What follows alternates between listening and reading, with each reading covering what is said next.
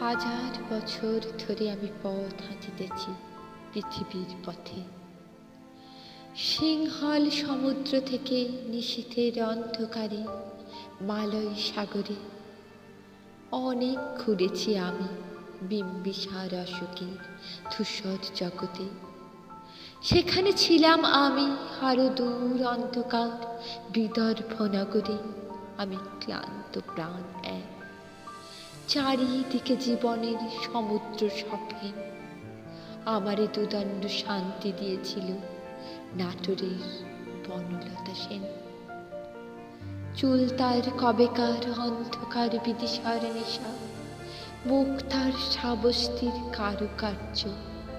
অতি দূর সমুদ্রের পর হাল ভেঙে যে নাবিক হারাইছে দিশা। সবুজ ঘাসের দেশ যখন সে চোখে দেখে দারুচিনি দ্বীপের ভিতর, তেমনি দেখেছি তারে অন্ধকারে। বলেছে সে, এতদিন কোথায় ছিলে? পাখির নীরের মতো চোখ তুলে নাটোরে বনলতা সেন। সমস্ত দিনের শেষে শিশিরের শব্দের মতো সন্ধ্যা আসে। ডানার রৌদ্রের গন্ধ মুছে ফেলে চিল।